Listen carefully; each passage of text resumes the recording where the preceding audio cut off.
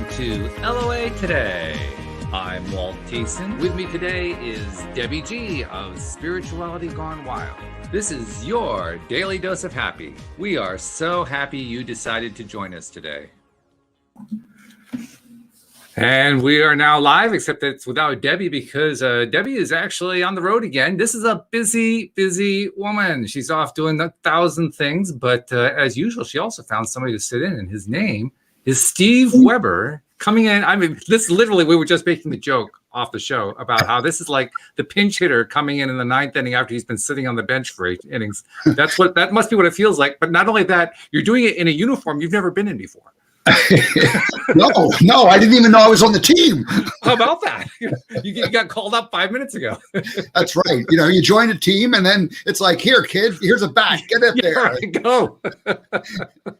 Hopefully you're not throwing fastballs, nothing but fastballs to begin with. So I'll throw you slow pitch. We'll play this like slow pitch softball. We'll make it really, really easy for you. Yeah, no problem at all. So, well, thank you for being a last minute pinch hitter. I appreciate that very much. Oh, you're very welcome. I've known you from a distance. I've seen you on multiple panel shows, and I know that you've been doing the LOA Today on Spirituality Gone Wild for the last for a few weeks.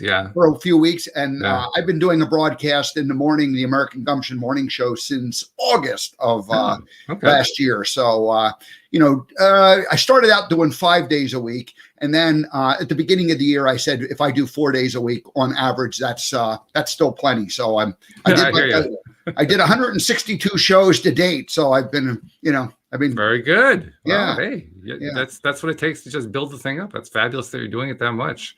I understand completely what it's like because I've been doing this podcast since September of 2012, and I've been doing it daily since November of 2016. So yeah, I know what it's like. Wow. I don't know what that's like. You do know what I'm. Well, then I'll tell you about it. This is very simple. This is not a difficult thing at all. No, actually, it's great, to be perfectly honest. And I talk about it a lot, actually, on the show. I reached a point after doing it weekly for a few years that weekly wasn't enough. I mean, I became so addicted to doing this kind of thing. I just had to have it daily. And fortunately, I've been able to find a nice crew of co-hosts to fill me in for 5 days a week. So, because I'm not all that great with just talking to a mic. I mean, I need to be talking to a real person.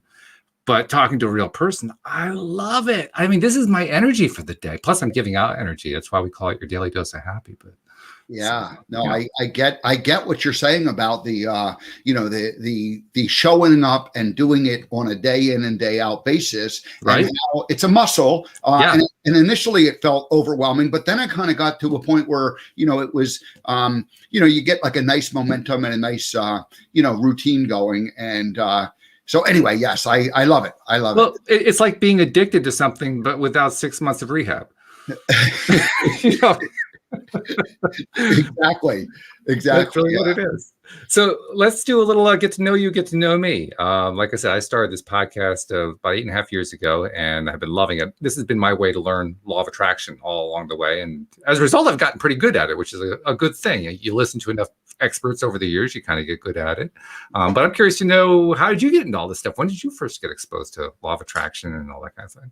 Yeah, well, I used to say my year of transition occurred or transformation occurred in 2009, and I ended up getting involved and now I'm redefining it and saying that was my first year of awakening because I've transformed every year since then. But that was like the first big kind of awakening. And that was the point where I went, oh my gosh, the way that I had lived my life for the first 50 years no longer was working. And so I needed to try some different things. And I became, like full blown in that first year.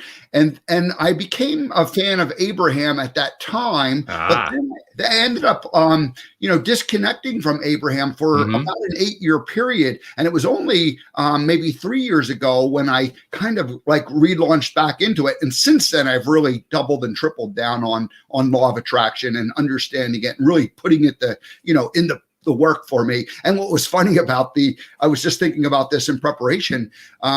I was like, well, what happened to Jerry? And I didn't even Yeah. know I lost. And so I had to go Yeah. back and like read like when he, I missed that whole part. And so anyway, I really do appreciate it. And I since have become, like I said, a big fan of law of attraction, not just Abraham, but, and I just know it works. And I'm putting it in place and practicing it daily in my own life. Which is the way to do it. Absolutely. I'm curious, though. You said you were exposed to Abraham, you listened for a bit, and then you went away. What made you go away? Oh, I was stuck in my head. Well, I think that was the obvious part. The question is, how'd you get stuck? I mean, everybody gets stuck in a different way, but yeah, if you're going away from it, it means that something didn't quite resonate properly, and you were focusing on stuff that wasn't working to your advantage, so you weren't getting the results you were looking for. I mean, that's the way that story normally goes. But what was your particular story? Is what I'm wondering. Well, I mean, I had been, from the big monster stories that occurred early in my life were two, one in my early teens and one in my early 20s, where but the one in my early 20s specifically was the delusions of grandeur story. And I was told by a boss that I was suffering from delusions of grandeur. And I became like a dot my I's and cross my T's kind of guy. And I stopped trusting my instinct at that point. And I could only, I didn't consciously do that at the time, but that was the result of that, ill-advised feedback I received from my boss at the time. And well, the feedback wasn't bad. It was listening to it that wasn't so good. But yeah. So when I finally kind of awakened to that, I mean, that was and I didn't really even realize it until 2009. I became aware of it, but I didn't it didn't all sink in, and I didn't understand that I had been living my life with an access to my instinct, but I would only use it to tune into something, and then I would go into the thinking about it part. And so I would start over analyzing everything. And so probably, I was exposed to Abraham, and but I hadn't kind of awakened to it yet. And I just, it just sort of went by the wayside. And so anyway, then you get, suddenly you get reawakened or reintroduced to it, and suddenly it's like, oh my gosh, and boy, I'm like I said, I'm doubling and tripling down these days, and listening to it. And it's funny as you listen to, and I don't know how it all became. I don't know how Abraham, allows people to create the content, but it's always in that 15-minute segments and little blocks, and they add these nice little visuals over top of it. And again, I don't understand quite how that all works, but obviously there's some kind of a formula, and I love it because you hear it's just enough to listen in one time, and you kind of you get a nice refresher. And I listen at night or early in the morning. Usually I don't listen too much during the day once I get into my routine, but those when I find sometimes getting up in the morning and going into the bathroom and showering, you come in and you keep listening to a little bit of it. So I might listen to 2 or 3 as I kind of first wake up. But what I'm noticing today, Walt, is that things that I have heard and been now a student of for the last couple of years, the deeper meaning keeps coming out, and you hear it over again. And at the beginning, you need to get the big picture, but as you listen more and more and you practice it and you get better at it, then you can kind of go deeper. And so sometimes you hear the same kind of a thing, you go, oh, I remember hearing this a couple of years ago, and then you go, oh my gosh, this is I didn't hear that the first time around. So, but that's true for a lot of the literature. I mean, look, I think one reason I brought up the question was I wanted to get into what I call the woo-woo factor, because I know for myself, going back to long before I heard about the term law of attraction, before The Secret came out and all that. I mean, I was aware of the Napoleon Hills of the world, Tony Robbins, W. Clement Stone, all these teachers from the bygone era, so to speak. And I liked it, but I didn't believe it. Mm. If you know what I mean, because of the woo-woo factor, the factor that says, well, this stuff just kind of happens. The universe makes things happen, and that's when my rational brain kicked in and said, yeah, that's not the way stuff works. We live in a rational world. Didn't you know that? You guys haven't gotten the program. So, obviously, I was the one who didn't get the program, but that's what kept me away from it for the longest time. I like the messaging in general. I like the positive aspect of it, but I couldn't find any way to make it work in my life. I couldn't find any way to understand it in a way that made sense to me. And so I just kind of dismissed it over time, many times, regularly. And then finally, The Secret comes along. And by that time, The Secret came along for me at a time that was perfect. They talk about perfect timing. That was perfect timing for me, because I was pretty much at one of the lowest points in my life. And I was ready to hear almost anything, no matter how woo-woo it might have been. And that was plenty woo-woo. There was a lot of woo going on in that one. But I was willing to listen to it. And it started to resonate. It started to, okay, well, I can kind of see that. It still sounds a little bit crazy, but I like the results anyway. They're talking about some good results. I like that. And so I started to pay a little more attention, tried a few experiments. Didn't even hear about Abraham. I didn't know that Abraham was the original inspiration from Rhonda Byrne to create The Secret, that it was her experience with the Abraham workshops. I didn't hear about Abraham until just before I started doing this podcast, really, back in 2011, 2012. But between 2007, I first got exposed to the movie in 2007, and 2012, I just kept asking more and more questions. And the only drawback was it's not like it was today. Today, you got all the social media, you got the YouTube, the Facebook, the LinkedIn, the Instagram, you got all that stuff you can go to get all the information. Then it was like, well, you got to buy the books. Where do you buy the books? I don't know. Maybe a bookstore. I couldn't find any of this stuff. So, and anything I could find was like workshops I couldn't afford at the time because I was so deeply down in the dumps. So I was just trying to piece it together, just trying to make sense out of it. And I think that actually is what sustained me through the woo, through the stuff that I didn't buy into, because I figured, well, if I just keep asking enough questions, maybe I'll find some answers somewhere. And I did. Just not the way that most people do it today. That's all.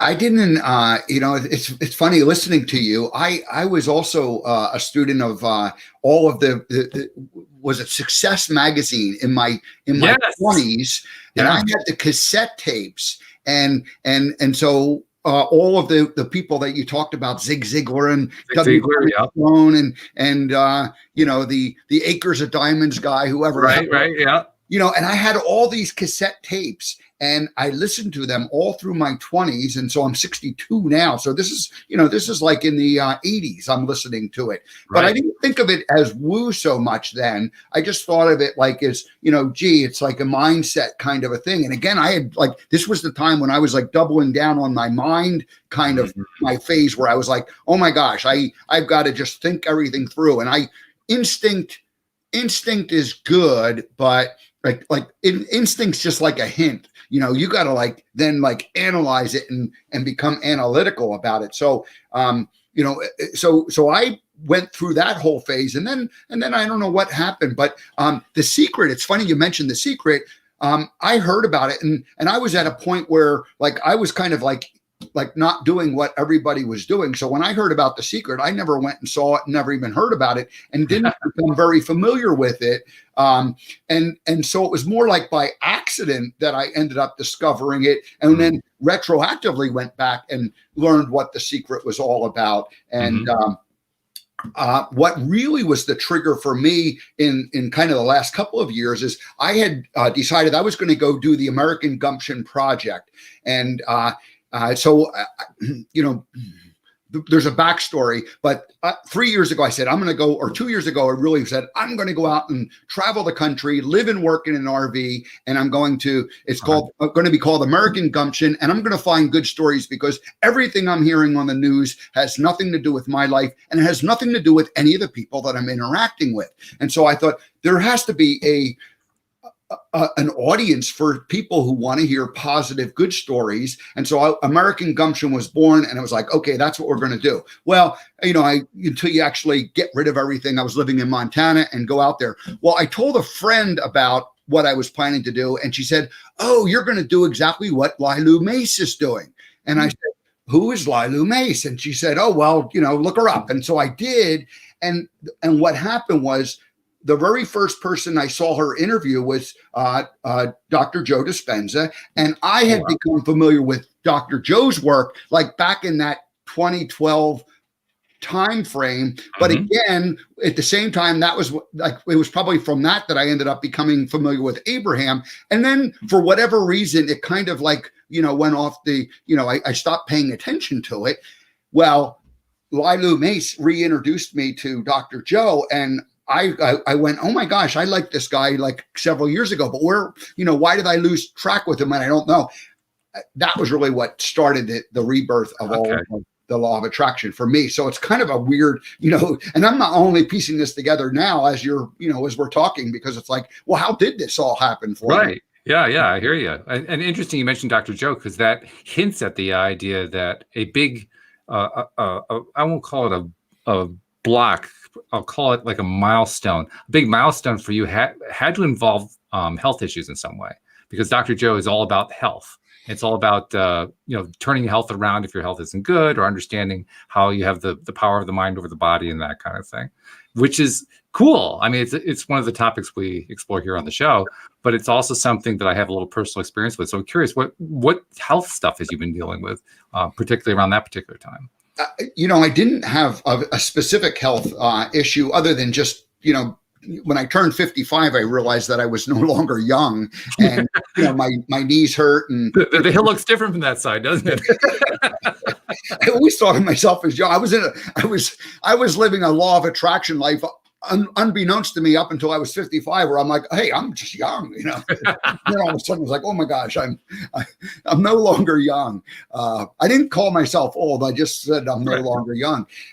So I didn't have a specific health challenge, but I just became fascinated by when I was reintroduced to him and his story, and I just knew that the mind is very, very powerful. And so when he talked about his story, I thought, oh my gosh, we can change things. We have the placebo book just impacted me, like, and I always knew, like, I instinctively, when I heard this, like, I just knew that, like, we used to kind of laugh about, in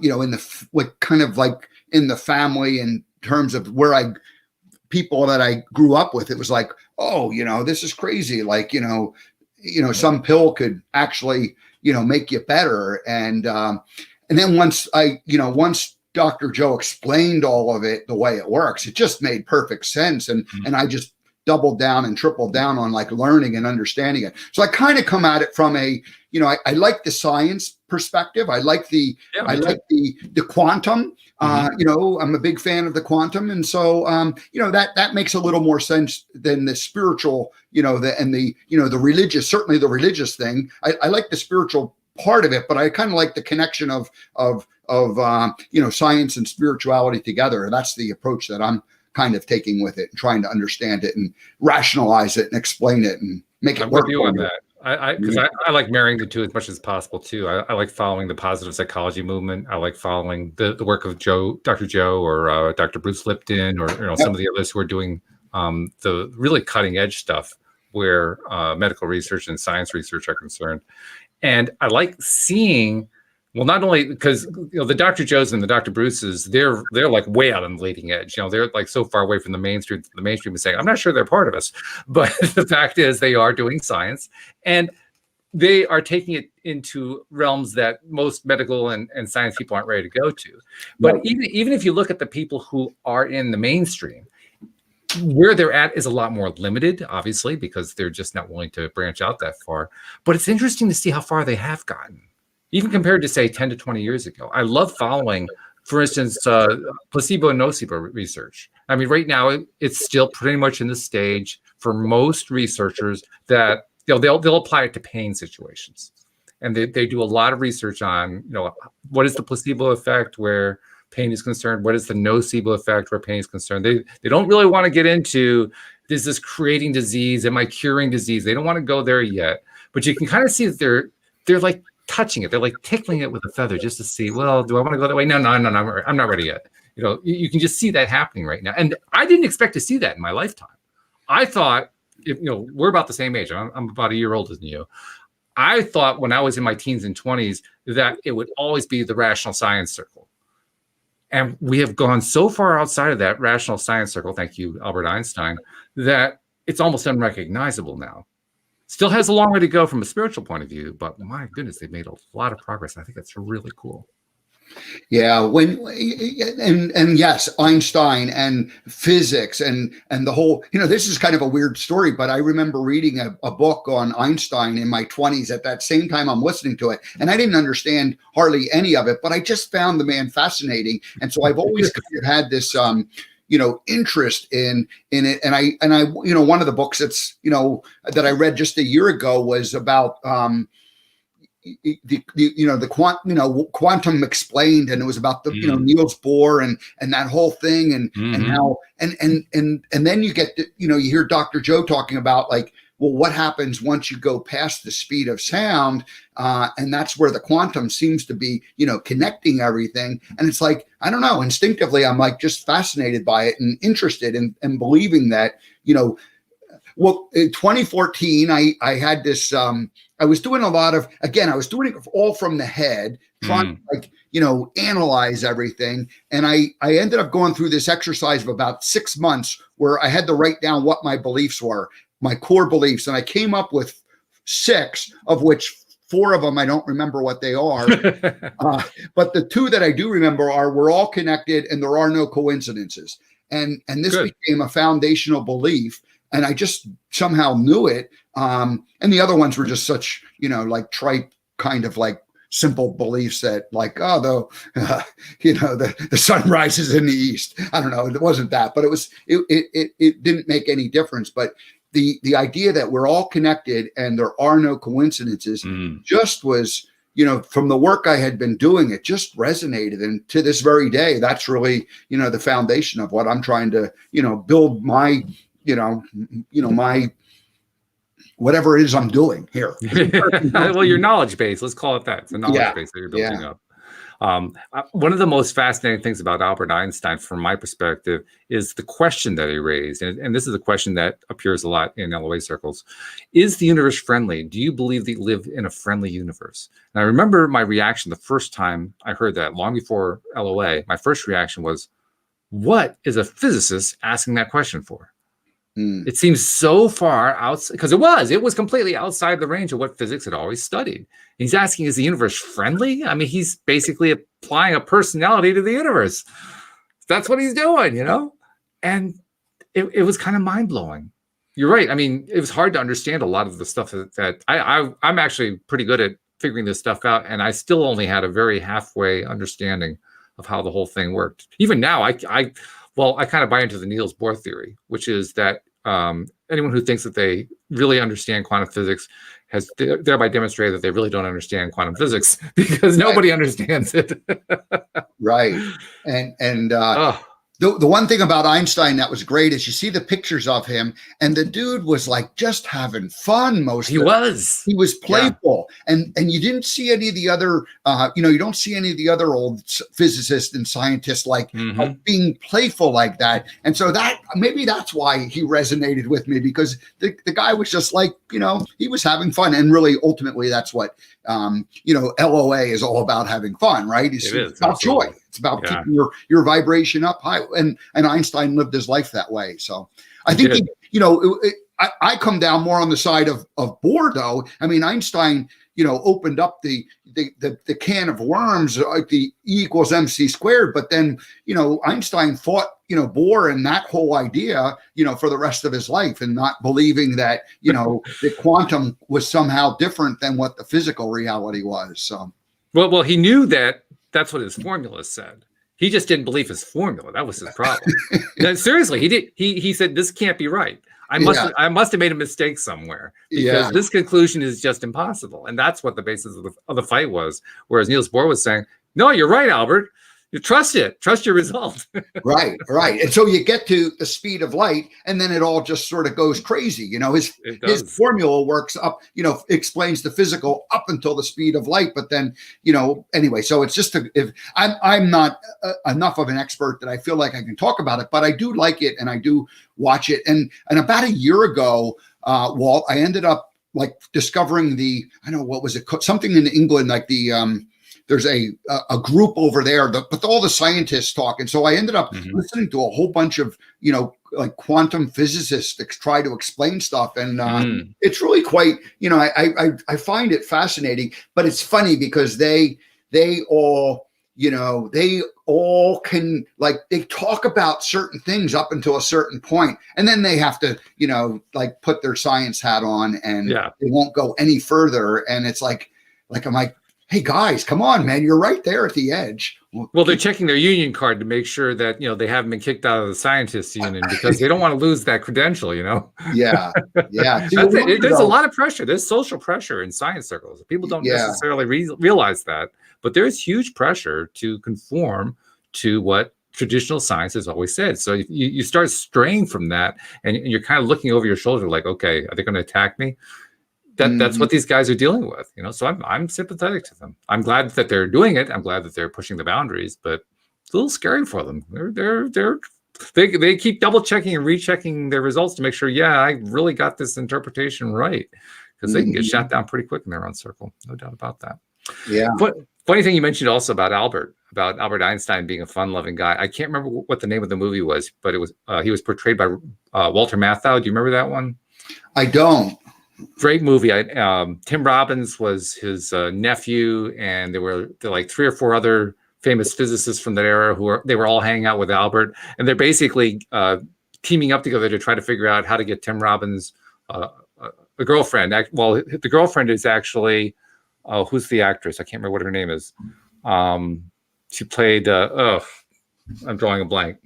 She played in like Sleepless in Seattle and Meg Ryan. Meg Ryan, yes, and she is actually, if I remember correctly, she is actually the niece of Albert Einstein in the movie, and they're trying to hook Tim Robbins up because Tim is an auto mechanic who has fallen for the niece, but she's far too smart for him. So the scientists all get together, kind of feed him stuff to try to make him look smart, so that the two of them can hook up together. So this is how these famous physicists in the movie are basically getting their joy in life, trying to get these two young people hooked up and into a romantic relationship. Not at all what you would expect from a bunch of physicists, but it's a fun movie.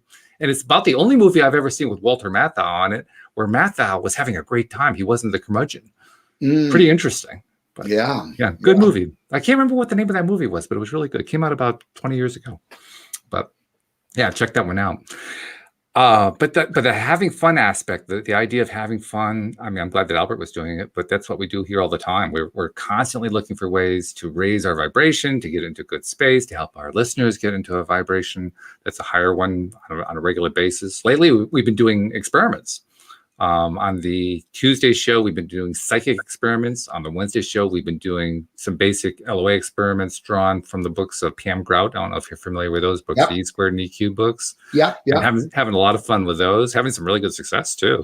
And getting our listeners to participate in them as well. And just we're basically trying to push the boundaries of, how far can we do this? How much can we get people involved in doing it? And how much can we as a group raise our vibration while we're doing it? So that's LOA Today in a nutshell. And that there's nothing more to be said about it. You've been doing the show, but you and Spirituality Gone Wild is, you started additionally broadcasting it as part of this channel. I mean, how did that come about?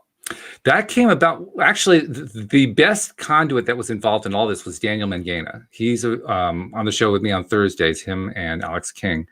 And Daniel introduced me to a number of people, including David Strickle, including Debbie G, and a variety of others. And that introduction to Debbie G led to her being on this show. I got onto her show back last November, something like that. And then I had an opening on the Friday podcast, reached out to her to see if she'd want to do it regularly. She said, sure. And so we did a couple shows, and we started talking about how to kind of merge our networks together. So that's where that's been coming from. And it's still in its infancy. It's still, in the early days, but already it's looking pretty exciting. I mean, here we are. I mean, I wasn't even using StreamYard before. StreamYard happened because of the connection with Debbie G. I was using Zoom before. And I mean, StreamYard has its limitations, but I'm liking it. And I'm liking the fact that we're reaching more people this way. So there's one thing that came out of it. Where were you broadcasting before? Both Facebook and YouTube, or just one? I did Facebook alone to one particular location, because Zoom at that point was only doing one. I think they're still only doing one at a time. Right. And then I started doing it to my YouTube channel for a while after that, and then hooked in with Debbie here on the StreamYard. But I mean, it was fine, because our audience, like 99% of our audience, is podcast. The number of people who are actually listening through the social media or through the YouTubes or whatever is a small percentage of the overall audience. So it was fine. It didn't really matter a whole lot. The podcast audience just got it through the podcast, whatever app that they use to listen to it. But when I began to realize the potential for reaching a larger audience through StreamYard, that's when I got, my antenna went up, saying, "Oh, this is good stuff. I like this. All right, let's do this. Do some more of this." So yeah, that's what brought that about. And I mean, the funny part is, now, like I said, Debbie came on as a co-host. This is about a month ago. And then she's been going nuts with this whole routine in Arizona, which she hasn't been able to tell much of the story about yet, because she hasn't been on enough lately. Right. But there's a whole huge story that's building up there involving, some pretty large players, really, really large players. And I mean, I don't feel like I'm in a place where I can actually tell the story for her. I'm waiting for her to come back to tell the story, but it's going to be pretty massive from everything she's been telling us, right? I mean, no, and I'm in the same boat. I don't know really the whole story, because I don't think anybody does, because she can't take the time to tell anybody. She actually tried to get me on the phone one time to tell me the story, and literally the phone call went like this. "Well, it's so exciting. I met this guy. I'm doing this." And we went, and that's the way the conversation went. She couldn't complete a sentence. She was so excited. She got 2 or 3 words out at a time, and then jumped to the next sentence before she could even complete it. So, I kind of pieced it together from those 2 or 3, incomplete sentences. But she's like flipping out in terms of how high she's flying right now. Yeah. There's good things coming. There's good things, new things. Really? Yeah. Yeah. Well, that's the way the universe works. That's right. So I have a law of attraction story about Debbie G that I can share with you. Sure, bring it on. Hear it. Yeah, bring it on. Tell us about it. It's a little gossipy. Is that okay? I don't think Debbie minds anything at all about gossip, so go for it. I could be wrong. Maybe she'll come back and surprise me, but I don't think so. So in 2019, July 7th, my birthday, I created a landing page and I announced American Gumption. And I said, I'm going to go out and travel around, and I'm going to, leave Montana, and I'm going to go back out into the world, and I'm going to, blah, blah, blah. So this was the story that I announced. And I just had a landing page attached to my speakinggump.com website. So at that point, and so for a full year, I had the landing page as kind of the only thing that was what American Gumption was going to be.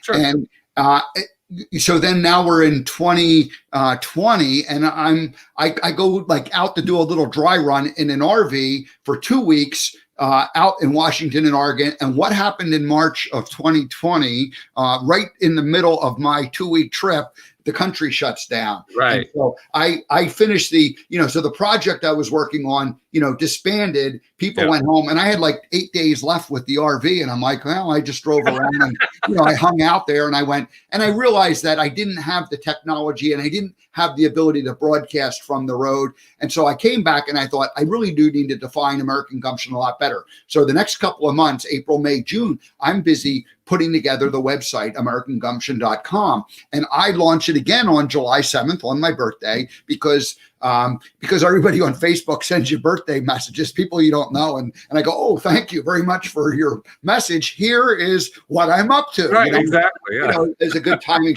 So I had this deadline. So I'm also a single guy. I've never married. I'm on Tinder, and I somehow or another, I end up coming across Debbie G's profile on Tinder. And I look, and I'm like, she's an attractive woman, but I realize she's like got a show promo on her Tinder page. And I could look at like the guy's name who she was interviewing was like, his name was on there. So I look up his Facebook profile. I find him. I then look at his friends, and I find Debbie, and I message her. And this is on on my birthday on July 7th, the day I launched the website. It's like Nice. 11 o'clock at night. And I instantly strike up a conversation with Debbie. And within 3 days, she invited me to have my own show. I never got to be a guest on her show. She never invited. I just wanted a guest appearance on her show. I didn't want to date. But anyway, I got a show out of the deal. So that's how I ended up joining Spirituality Gone Wild. Now, American Gumption wasn't necessarily focused on, I mean, I was on my own spiritual journey and awakening, but I didn't feel like a teacher or, I just felt like a student. And so Debbie said, hey, it's Spirituality Gone Wild. You can do whatever you want. And I went, well, I want it to be a variety show. I want it to be kind of like, I want to interview different people who are essentially different spiritual leaders, because I want to be the student and I want to make, help them shine. And, and the tagline is ordinary individuals living extraordinary lives. And those are the people I like to interview. But anyway, that's the story of how I met Debbie G. I met her on the hookup site Tinder, except that we've never hooked up. Well, you got a different kind of hookup is what you got. But I got a broadcasting gig out of the deal. So, yeah. So it's been great. That's and then cool. Last month, I ended up driving across the country. I flew out to California. A car needed to be transported back from the West Coast to the East Coast, and I'm living just north of Philadelphia temporarily. And I raised my hand and I said, "Hey, I'm ready for an adventure." So I took the show on the road, kind of another little dry run in terms of practicing and meeting people. And I met a lot of the other co-creators on Spirituality Gone Wild, and I got to meet Debbie G and her son Christopher down in Huntington Beach, and they were getting ready to go do this thing in Arizona, which we still haven't heard the full story on, but except in choppy half sentences. But other than that, yeah. But meeting people. So here's the moral of the story: is meeting people face to face. Walt is better than meeting them on Zoom. So Zoom is good, but face to face is better. Face to face is better. Okay, all right. Better. So Zoom is very good, but face to face is better. Well, I think most people wouldn't have even gotten through this whole last year if it hadn't been for Zoom and StreamYard and all the others. That made a huge difference in a lot of people's lives. So absolutely. I have nothing but good to say about all of that. But I agree with you. I think the in-person stuff is important. Where are you planning to go then? I mean, are you planning to make this a permanent road show? What are you hoping to do? Yeah. So the idea is, the original idea was that I didn't have it figured out. So it's morphed and it's gotten a little more defined since then. But the original idea was that I would just, meet people and interview them. And I wasn't sure exactly, how I would meet them, other than the fact that I was willing to just get out there and do it.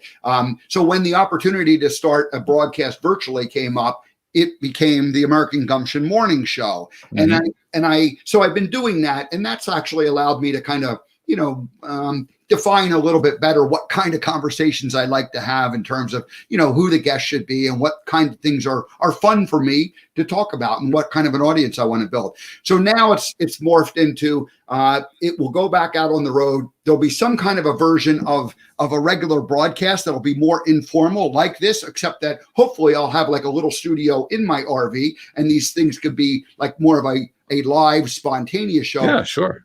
But then the other part of it is that I imagine a produced, interview, kind of like let's call it like a 60 minute style, where you actually, you sit down and you interview people and you go through their story a little bit in a condensed way, a lot of editing kind of a thing. And Charles Kuralt had that 25-year run across America. I remember that. Yeah. So it's going to be kind of maybe an updated version of what Charles Kuralt did.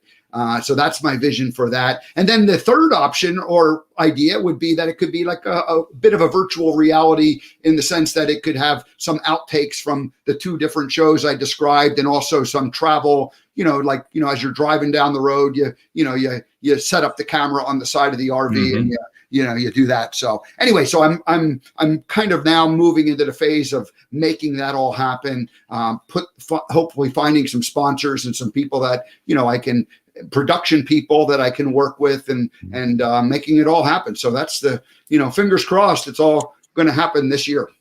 You mentioned the technology side. I'm fortunate in that regard because I had a technology background, so I was able to figure a lot of it out on my own.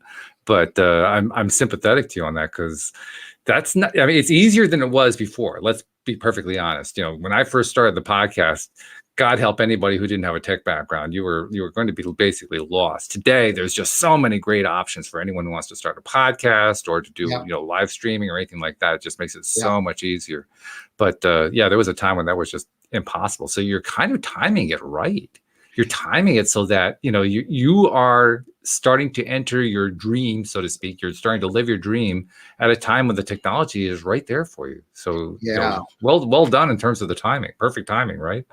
And I left Montana in 2019. If I had waited one more year, it would have been like impossible to get out of there in 1 year later. So true.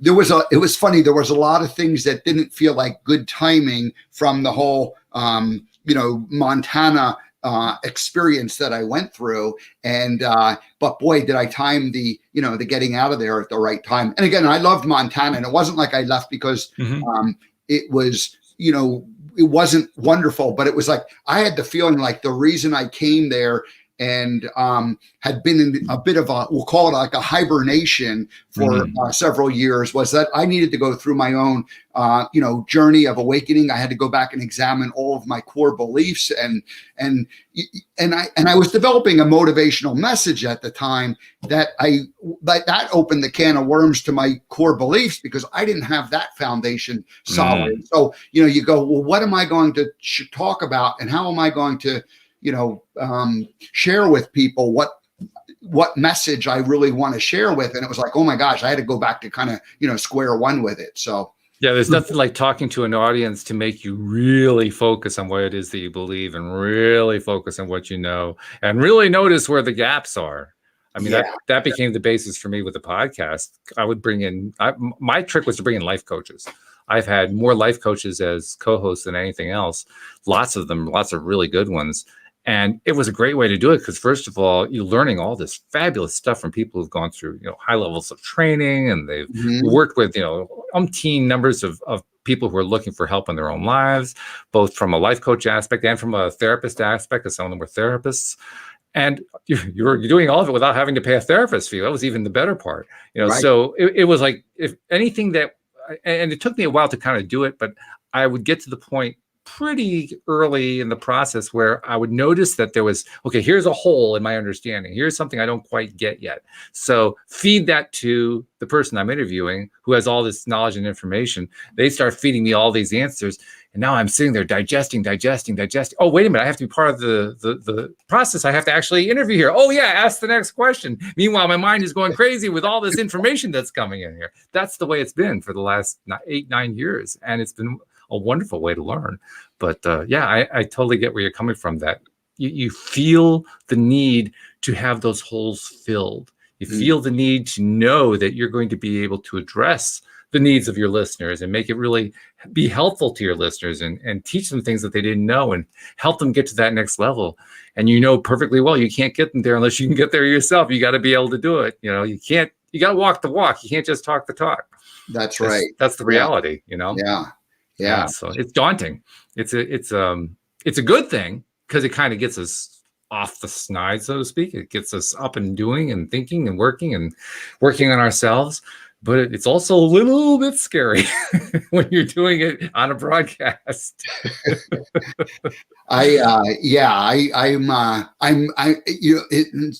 Some days I'm trying to just spotlight people who are, like I love moments when people have like that awakening where they just like something changes. And if I can kind of get around that story, that seems to be the part that I like the most, and shining that spotlight on others and allowing people to take inspiration from that. And then the other part of it is like where you have people who are more advanced and know a lot more, and then I become this. I'm just sitting there like the student, like the student. Have one of those moments right then and there. So tell me more, teach me more, teacher. There's one more piece of my backstory that you may or may not know about. Okay. Have you ever seen the movie Forrest Gump? Oh, yes. Yes. So here, let me adjust this. So there we go. So there's a picture of Forrest back there, and you can see gumption. Right. So I was the Forrest Gump impersonator for the Bubba Gump Shrimp Company for Really? 15 years. Oh So my goodness. from 1996. So the movie came out in 1994. And then in 96, I became their impersonator. And I ended up working for 15 years with them, opening 22 US locations and 8 Wow. international. And so I sat on the bench and played the character for Yeah. 15 years. As that was coming to an end, I ended up moving to Montana, and I knew I needed to kind of, like transition. What am I going to do with the next part of my life? What was the next phase of it? And so anyway, I thought, well, I'll become a speaker, and I'll just use the lessons from the movie, and then that's how Gumption got born. And I had advice from a speaking coach who said, I wanted to talk about personal responsibility, and this person told me, nobody will pay you to talk about personal responsibility. That's a terrible subject to talk about. And I was like, oh, and I went, oh, that's not good. Really? Okay. They're like, talk about, sales training or, this or that. And I said, I wanted to talk about personal responsibility. And they said, so I said, I know, I'll talk about gumption. And I just redefined gumption to mean personal responsibility. Yeah. Sure. So anyway, that's how Gumption was born, and that was fine. I survived for those 10 years when I was developing that message. Mm-hmm. But then the American Gumption Project and me going out and actually interviewing the people, because what I really loved doing was I loved when I was the character and talking to people. And so how do I talk to people? So part of the American Gumption Tour will potentially be, using themes from the movie and the character. I don't obviously own the licensing rights to it. So, but I was the character for 15 years. And so and now American Gumption is the brand that I see, taking it forward with. So that's going to be, there'll be a little bit of part of that, part of it. I might even dress up occasionally and sit on or have conversations on the bench. That might be a regular segment part of it. So it's still to be defined. But anyway, so that's the Gumption connection. How interesting that you have a bench involved too. The reason I say that is when I started doing the podcast, the first 20 episodes or so were just whatever interviews I could find mostly with life coaches or people who are kind of in that field. One of those people, he was actually my 12th show, was a gentleman named Joel Elston. And Joel he was a therapist at the time. He's now a life coach in the Richmond, Virginia area. And really an amazing guy with an amazing backstory, just incredible. But he had put out a book, and his book was called The Bench. And the reason it's called The Bench is this is a bench that's on Anna Maria Island off the coast of Florida. It's where he went to when he hit his lowest point in life. And sat on that bench looking out on the water, trying to make sense of his life, where he was going, why he should even continue with his life. And that bench over time became the place that he kept going back to year after year after year to answer basic questions about where he wanted to go next, what was important to him, what were his goals in life, what did he want to accomplish, how did he want to overcome some pretty serious challenges that he had faced in his life, and so on and so forth, and turned into a book that became a bestseller and has actually helped literally thousands and thousands of people. So when you mentioned the bench, now I know you were talking about the one associated with Forrest Gump, but I thought, wow, what's this thing about benches? Benches seems to be a recurring theme going on here.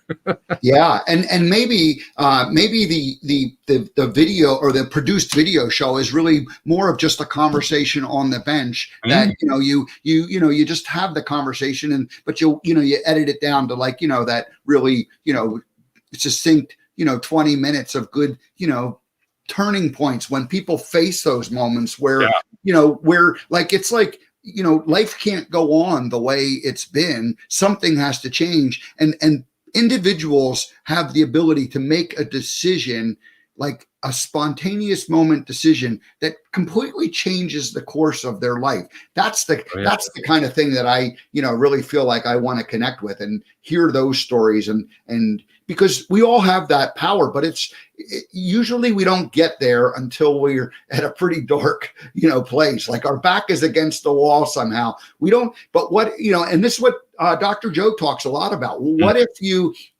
why do you want to wait until you have that medical crisis or you have that, Yeah. That low point? What if you could just turn your life around at a point where you're, Exactly. and so that to me is really an interesting thing. So maybe that's what, the produced thing will be, like Conversations on the Bench or something like that. But yeah. I'm going to look up that author in that book, and I need to have him as a guest on my show. Yeah, sure. I'll pass along contact information. Joel actually did become a co-host here for about 4 years or so, and was a wonderful co-host. Just like I said, an amazing guy. His particular dark night of the soul situation was he was a gambling addict. He had stolen from his father's insurance company. Got caught. He went to prison, and when they slammed the door closed, he had an amazing thing happen. He breathed a sigh of relief. Can you imagine that? You've just been thrown in prison. You don't know when you're going to get out, and you breathe a sigh of relief. Why? Because now all of the fears that he'd been building up in his mind had come to reality, and there was no more building up fears. It was already there. It was all over. Yeah. And it was like, it was a turning point. From that point on, his life started to improve. But that's a strange thing to say. He's in prison, for goodness sake. Right. But his life started to improve, and he started meeting people who taught him about law of attraction, and he started refocusing on what he was going to do to rebuild himself. He ended up learning how to become a therapist so that he could help other gambling addicts.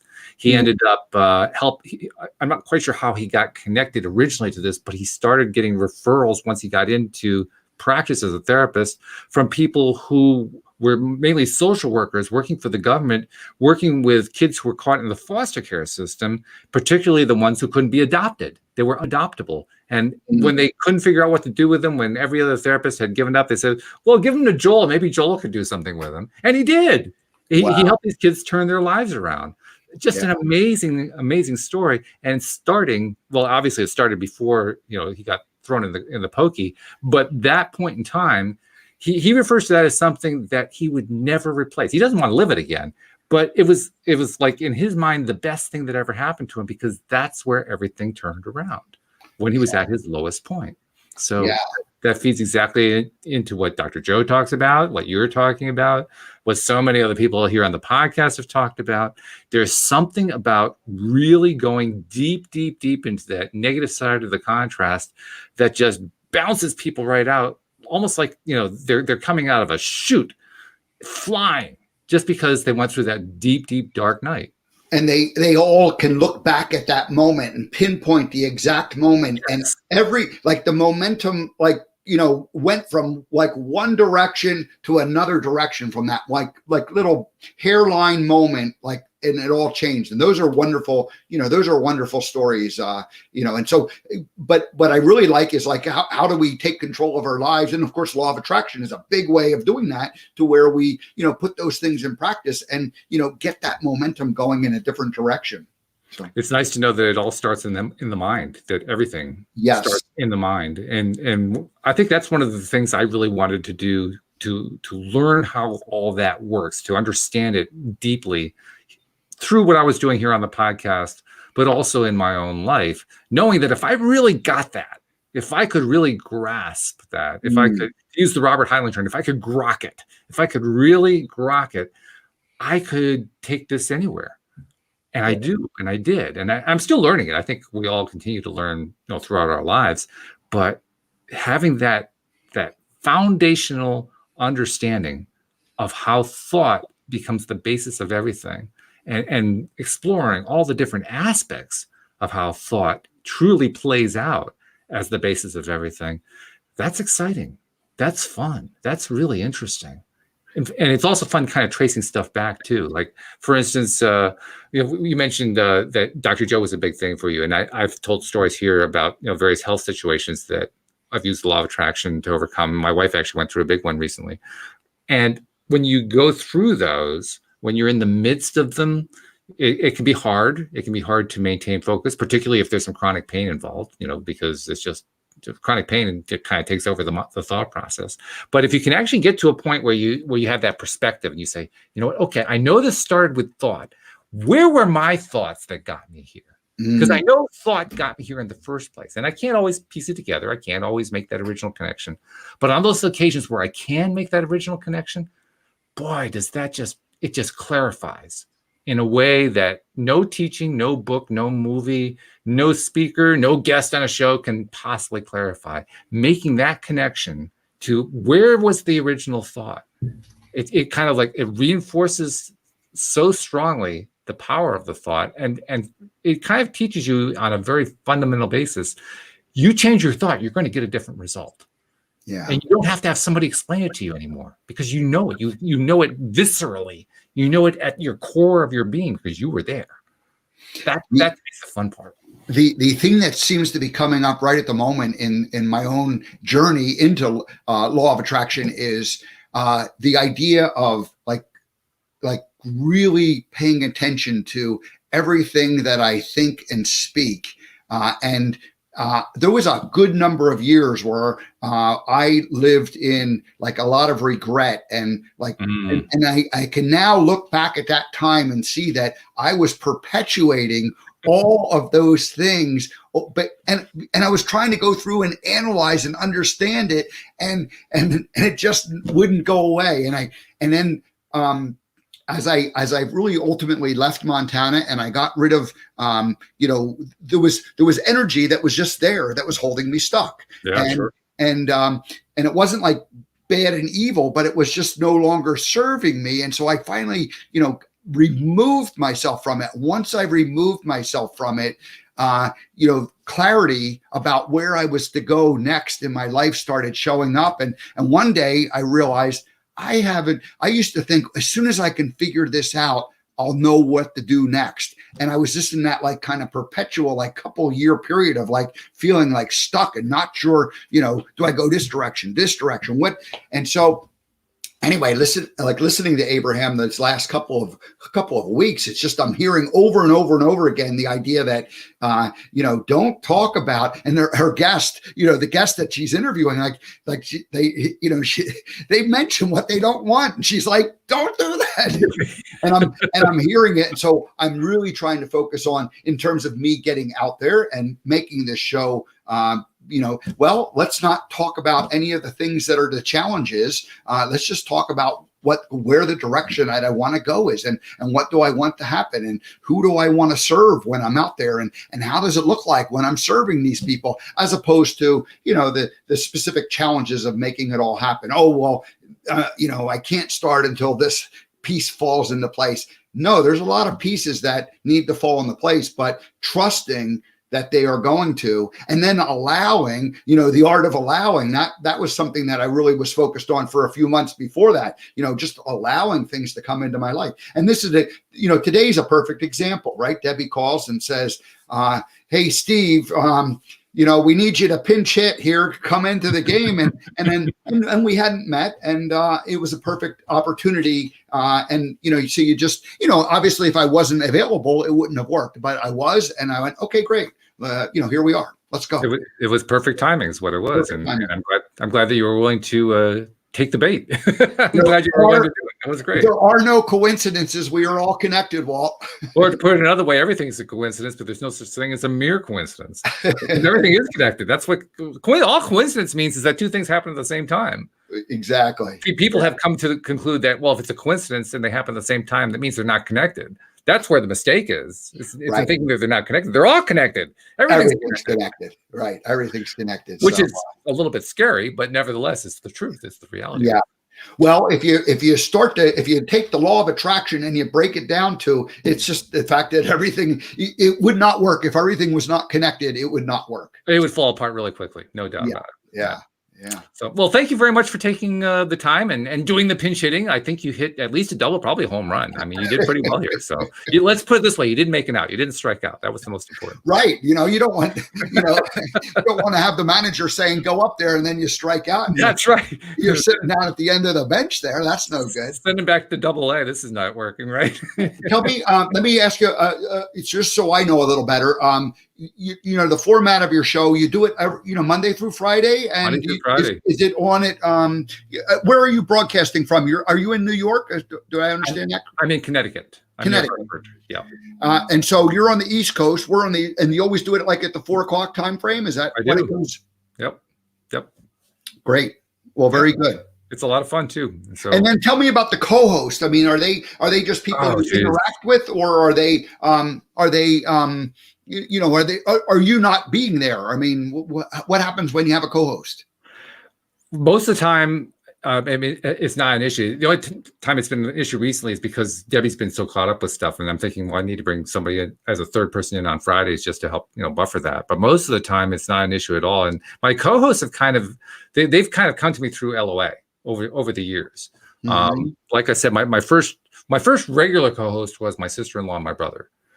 They did it with me for the years 2 to 3, and then I brought Joel in. And he was with me for about 4 years, and there was a break, and he came back. And it was during that break period that I began to realize weekly wasn't enough. And so I decided I wanted to do it daily. And there was a Sunday in November of 2016 where I kind of consciously made the decision because I was so excited about the idea of doing it daily. And I didn't know if I could pull it off, but I was like really jazzed about it.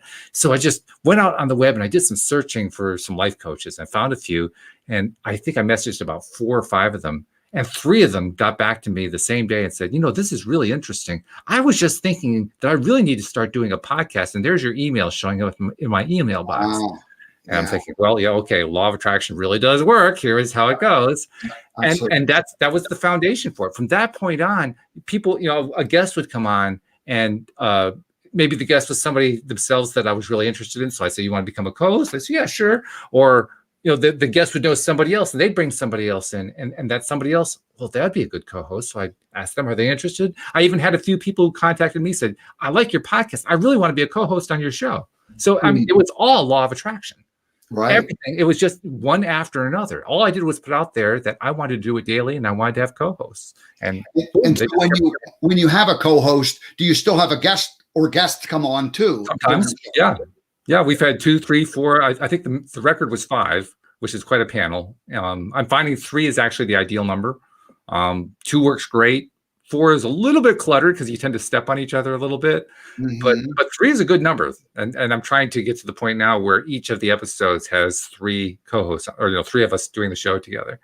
So one person might be like kind of more of the co-host, and then the other person might just be more of a no, we're all co-hosts. We all kind of share it. Yeah. Very good.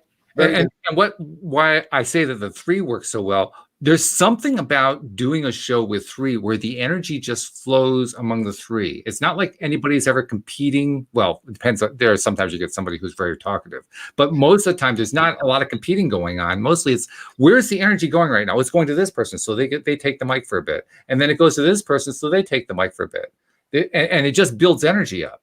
Everybody's energy gets higher and higher when you have 3 doing the show. There's something about 3. I don't know why it is, but there's something really, really powerful about 3. So yeah, that's nice. where we're heading. Well, very good. Well, I look forward to, learning more about what you're doing and following what you're doing. And I'm just grateful that we had a chance to meet today. And me too. Thank you. Be part of the show. And thank you to Debbie for making it all possible. So and remind people where to follow American Gumption too, because as you're developing that, they're going to want to follow that. Yep. So AmericanGumption.com is my website, but I do a broadcast on Spirituality Gone Wild, and it goes live from 10 to 11 a.m. Monday through Friday, except that, it's usually like 4 days a week as opposed to 5. And typically Monday's the day that I take off. Although, it's a little bit, I'm saying Monday through Friday, but not always every day. And I typically have a guest. And so anyway, you can follow it on Spirituality Gone Wild or American Gumption Facebook or YouTube channel.